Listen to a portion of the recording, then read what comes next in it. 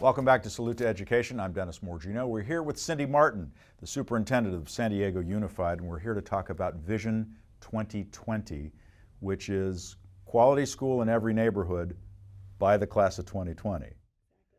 So how do we get there? That seems like a really ambitious project. Well, it really started actually in 2009 with the Board of Education. I was the principal over at Central when this started, and the board had a very clear vision around what do we want when we talk about quality education in San Diego. And they had this feeling as elected officials that a quality school is more than a test score, because people were saying we like the arts programs, we like a well-rounded, balanced, broad and challenging curriculum. We think that the principal is important, the teaching is important, and there's so much more that you don't hear about or know about by just looking at an API score. So the board members committed to this Vision 2020 is around something more than what we currently have, more than a test score. What could that be? And they began to name the indicators of a quality school. And back in 2009 had forums back then asking what are the indicators? What are the 12? They came up with 12 after many forums of the quality school indicators: quality teaching, quality leadership, closing the achievement gap, professional learning for all, digital literacy, and we came up with these indicators. But again, those are huge steps to take when you've been in a system that, quite frankly, was underfunded for many years, and attention was paid only to test scores. So how do you make the jump? This is what was so courageous about the board, to commit to something beyond what currently was happening in a time with dwindling resources. We're going to commit to something more. When I came in as a superintendent, I know the board paid attention to the school where I had been for the last 10 years, Central Elementary, and they saw some of the indicators already in place there. For the last 5 years at Central, we had lost funding.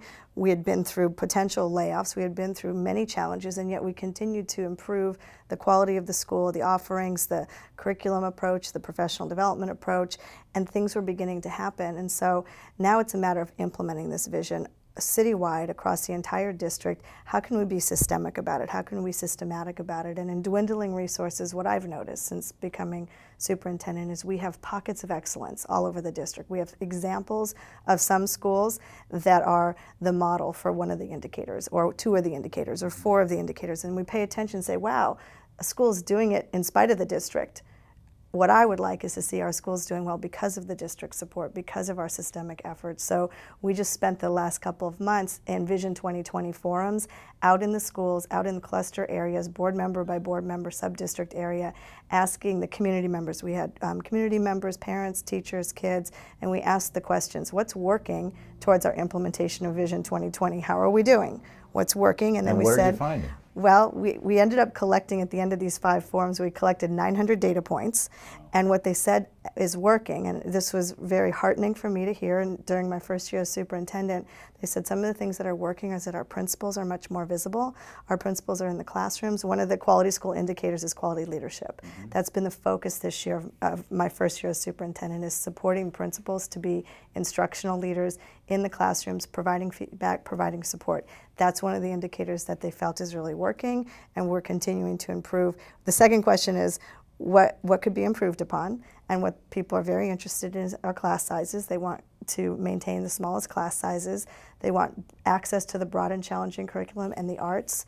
They want to make sure Common Core is more fully implemented. So we had a lot of feedback on what can we improve upon. And the third question we asked in these forums is, how will we work together as a community to implement Vision 2020? Because we will not get there without doing it together. This Vision 2020 does not get implemented out of the Ed Center from the superintendent's office. This happens in the cluster. It's a very much of a community-centric school reform model. You need parents, you need teachers, you need principals, and you need the kids. Absolutely. Because one of the goals, probably, it's vision number 1, students will be critical and creative thinkers. Exactly.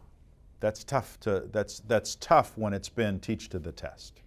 And that's the promise of the Common Core. People need to begin to understand, what is the Common Core state standards? Are you aware that at this point there's no more California state standards?